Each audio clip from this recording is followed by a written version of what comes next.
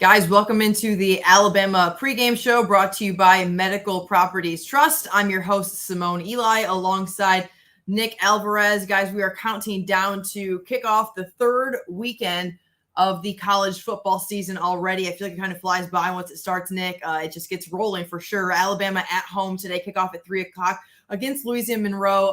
This is a game where obviously the spread is pretty high, but don't tell that to Nick Saban, Nick. Yeah, no, of course. I mean, well, first off, thanks for having me on. And yeah, I mean, we'll get to it in a little bit, but Saban wasn't happy when asked earlier this week. Some dumb reporter brought up the opponent quality can vary week to week. But if you're Alabama and Alabama fans, I mean, I think back on track might be a stretch, but you want to see some improvement from last week where some questions did pop up, even though they did get the win over Texas impressively. And you just kind of want to maybe not right the ship, but you just want to kind of see the vision, I guess, long term when the tough games come down the line. No doubt about that. Let's talk about Texas quickly. Alabama falls to number 2 in the rankings after the very close win against Texas. Obviously, there's no telling what could have happened had some injuries not taken place there in Austin, but Alabama gets it done. When you look at the concerns, I guess, Nick, on both sides of the ball, let's talk about offensively first. There were definitely moments where it seemed as though this offense was a little more rattled than we would have typically expected. Yeah, I think you could probably contribute some of that to the environment, some of that to the heat. Alabama had, I think, 2 penalties on the first 3 snaps of the game, including the kickoff. And I mean, I think some of the things you want to be concerned about are things that going into the season we had questions about. The offensive line still figuring itself out. The receiver room getting some new faces, but also some injuries in the preseason, which has led to some freshmen stepping up, but no one really emerging as the number one option. And I think last week you kind of saw it really hurt the Tide because late, Bryce Young had to go hero mode, and Jahmyr Gibbs led a team in catches with 9. First time a running back did that since Najee Harris a couple years ago. Yeah, Nick, and we know that in the SEC, when you get into the thick of the season, Bryce is going to need help, and that's what's made Alabama successful. That's what made Bryce Young have the Heisman campaign that he did, is because he had the guys around him, the weapons around him. Obviously, those guys have moved on a lot in the NFL. What is the answer, Nick, when it comes to the pass game? Who do you expect to see step up to make a difference? Maybe not so much in this game. I know the rat poison. We don't totally expect Alabama to lay an egg today, but who do you expect to kind of show up and make a difference here offensively? Yeah, I think you want to set kind of realistic expectations and see kind of what players are giving you and, where you'd maybe want a little bit more. So Kobe Prentice, Jermaine Burton, they're doing, I think, about what you'd expect them to do coming into the year. Possession, kind of getting those chunk yards when needed. You want big plays. That's kind of what Tyler Harrell was supposed to bring. He's currently in a walking boot. He's day-to-day. Saban updated us this week. Ja'Cory Brooks got involved a little bit late. You want to see maybe some more explosiveness from him. I think you just have to, in the interim, find ways to get these playmakers the ball in space. Bill O'Brien tried a few wide receiver screens last week that didn't really go anywhere. Saban said Texas didn't surprise them with their coverages. So maybe it's a little bit more creativity. Maybe it's forcing the run game a little bit more, though. That leads them to offensive line questions. I think there's just a little bit of a rhythm that Alabama's been lacking in terms of moving the ball this year. Yeah. If you're just tuning in, this is the Alabama pregame show brought to you by Medical Properties Trust. He's Nick Alvarez. I'm Simone Eli. We appreciate the comments that we're getting on Facebook, YouTube, everywhere throughout social media. Robin Kraft says, Bama is everyone's Super Bowl. They play us hard. Texas was dirty. Okay, well, here's the thing. Everyone does play Alabama hard, Nick, and that is definitely something that we will see today. And we've seen Sunbelt teams already this season pull off some major upsets. Nick Saban is well aware of that. When he was asked about that this week, Coach got fired up. Let's take a listen. Justin Yurkin is behind the scenes, and he has that soundbite for us. Justin, will you play it? How hard is it to gauge offensive growth when the quality of opponent can vary? Utah State, Texas, and now ULM this week. Well, but that's your opinion on quality of opponent. All right, it's not mine. All right, I respect all the people that we play, and I respect winning and what you have to do to win. All right, so, and every player should not be focused on who they're playing against relative to their motivation, but every player should want to be the best player they can be. So why would it matter? So I respect what it takes to win. All right, didn't I say this on Monday? What does what's your favorite in a game mean when you're favored by 20 points and you lose, like 2 teams did this week? What does it mean? It means the people favoring you either don't know what you're talking about or the players playing got affected by that. Neither one of them are good. All right, so that's our first kind of Saban rant of the year, if you will, brought to you by none other than our very own Nick Alvarez. Nick, obviously the question was warranted. You probably knew you were going to get a response like that, which of course makes for great television, makes for great writing. What was your thought process when he started to kind of take off there? Yeah, so I've been filling on the beat for a couple weeks now. My first press conference was the, I guess now infamous depth chart blow up after the Utah State game. And I kind of went into the game went into that press conference thinking, all right, where's the growth going to be? I tried to frame a question around that. I think I messed up, and Michael Casagrande, our other beat writer, laughed and turned around to me afterward to say, when I said opponent quality varies, that just kind of did me in. And as Saban did, he's going to respect every opponent. It's not like ULM hasn't come into Tuscaloosa before and surprised people. So I think from the standpoint of, he has a point to a degree. He has to take every team as if it's the number 1, number 2 team in the country, because that's the expectations for Alabama. Like we said earlier, I do think that, the next 2 weeks, we're not going to get a good answer to that question, though it is kind of good to speculate on it a little bit. But when he's yelling, I mean, it's hard to not to think you're in a principal's office a little bit. Yeah. One thing that Saban said is that he doesn't forget, and he doesn't forget that 2007 loss to ULM back in the day, 21-14. That was definitely on the minds of Alabama fans when it comes to historic games, so to speak, what kind of changed the course of this program early on in the Saban era. Nick, I mean, Nick Saban's been doing this for so long. He knows what it takes to win, but it's games like this that he gets so fired up about because he knows he wants his guys to go. It's Bama against themselves, kind of. He wants to see his team execute. Yeah, and I think so he was asked a bunch this week, hey, did you mention that game at all to the players? And he said, last week I tried to reference the Rose Bowl against Texas, and the player said, hey, I was a kid. I don't remember that. I was playing with Legos or something. So this week, I think he took a similar approach and like, hey, they're not going to remember that, but they are going to remember when they were up favored by 20 against Texas and barely won by 1 point with a backup quarterback in the game. So it's just kind of reinforcing the fact that the expectations are always going to be at a higher level, regardless of what the scoreboard says for Alabama. And, they want to have the week over week growth. So that doesn't really matter, if they cover or not, even though a lot of us will pay attention to that too.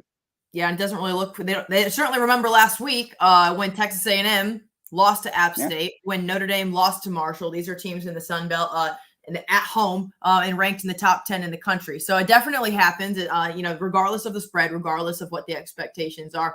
We talked about the offense. Let's talk about the defense, specifically the corners. I know there's been a lot of depth situations, a lot of talk about this, Nick, early in the season, in the preseason, now week 3 into the season. How are things looking for Bama in the secondary? Yeah, I think Saban will tell you, and the depth chart will tell you, they're still figuring it out.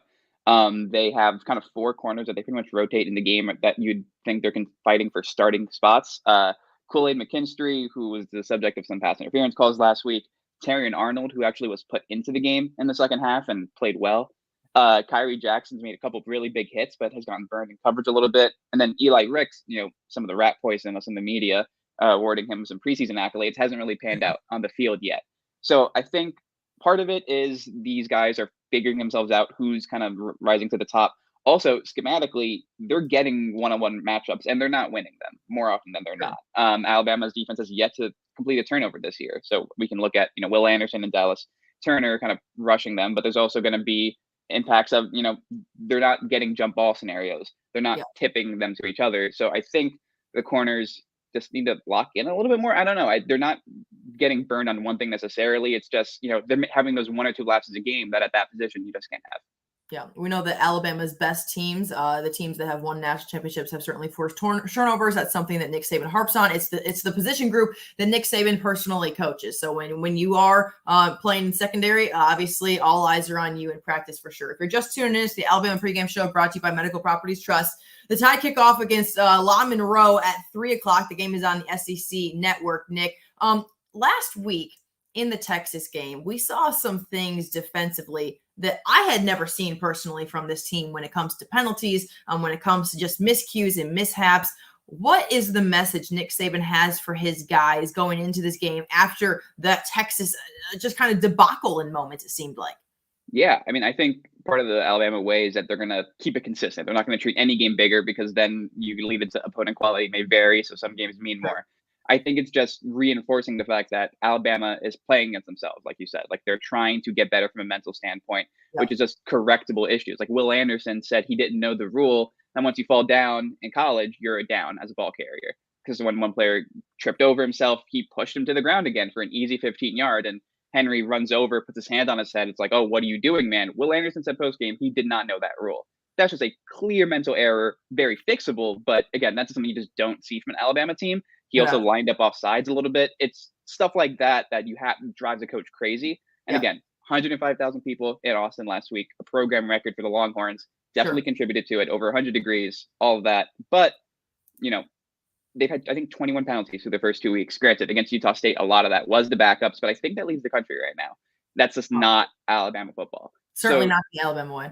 Exactly. So I think you just want to, a good, very easy way to fix that, commit no penalties. Start doing that kind of naturally. And the big thing, I wrote about this last week after the game, there were 2 penalties that changed the game that weren't called. I think Kyrie Jackson may have grabbed a face mask a little bit, and that caused Texas to settle for a field goal. And on that Bryce Young run, that's quickly going to make his way into a Heisman highlight reel.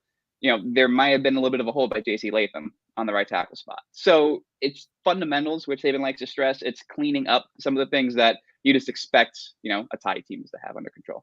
Yeah. Nick, it's no secret that this is kind of one final tune-up before Alabama begins the SEC season. Luckily for the Tide, they're going to begin it with Vanderbilt. So that is kind of, again, I know that sounds like more rat poison, but I'm in the media and I'm allowed to say things like that. So don't come at me, guys. But here's the thing. It's Vanderbilt at home, but then you're going to get into the nitty gritty. It's Arkansas, it's Texas A&M, it's Tennessee. Nick Saban wants to see things cleaned up. The fans, heck, they're in the comments when they want to see things cleaned up. What is the biggest sticking point, in your opinion, for this game going into the SEC schedule? I think, for this game and for next week, just penalties, I think, is an easy one. But I think when you kind of really want to get into it, Alabama needs a number 1 receiver. They need someone that, when the game's on the line, Bryce knows he can trust. Someone that can go up and get it, the way we've seen this offense work in years past. Because it's really fun to see Bryce Young, do his thing like he did against Auburn last year and Texas last week. That's just not sustainable. Like, there's really very few quarterbacks, even in the NFL, you can just say, we're not going to have a supported cast for you. Go win it for us. And, Jahmyr Gibbs, very talented as a route runner, very talented as a pass catcher. He wasn't brought in to be the team's leading receiver. That's just not how it's supposed to work. So you want to see someone maybe rise above. You want to see maybe some of those injured players get back ahead of that brutal 3-4 game stretch that looks pretty tough right now on paper. Sure. I think you just need to find something that's going to kind of just reassure you a little bit more moving forward. When it comes to the Alabama run game, Nick, who is going to make a difference outside of Gibbs and what he has done? But again, catching a lot of passes out of the backfield. Who do you expect to make a difference for this Tide team to give them an extra weapon on that side of the ball? Yeah, I think you saw it last week on Jace McClellan's 81-yard touchdown run. Cameron is at that tight end position. They were using him a lot as a blocker. He helped seal that big run. And he kind of has some of that versatility that can open things up for the offense. He obviously had a bunch of catches in the national championship game last year. He is very talented at that, but you want to create some unpredictability. You want to try to do some different things. Alabama had a 2-back backfield last week with Jace and Jahmyr, both on either side of Bryce Young. And that play maybe had been in something, and then Jahmyr, tripped over himself. So there's some things they probably have and that they're not going to show because, let's just be honest, these games don't matter right now, I guess, in the big picture, especially when Texas A&M has that loss to App State and, the rankings shake up like they did. Good stuff, Nick. Let's look around college football really quick. Early on, the number 1 ranked team in the country, Georgia, will kick off against South Carolina. UConn taking on Michigan. Up north, Texas State, Baylor at home against Texas State. Not quite the game everyone would expect it to be, but a big one there on the Plains at 2:30. Penn State and Auburn, Nick, going to go head-to-head. A lot of eyes will be on that one, obviously, probably only for a few minutes before they switch over to Alabama and La Monroe. But any big games that you have an eye on this college football Saturday? Yeah, you look at Miami and Texas A&M. That's probably going to be a fun one. I think they need to. Texas A&M obviously wants to get back on track, and I come in as a recruiting reporter before I hopped on the Bama beat, so I'm obviously interested in that. And Alabama has some guys that they've been recruiting at that Texas A&M game. Definitely want to see how that environment shakes out. And then Auburn, Penn State. It's the game that everyone's been talking about down here. Saw Penn State fans take over parts of Auburn last night on Twitter, which was pretty funny.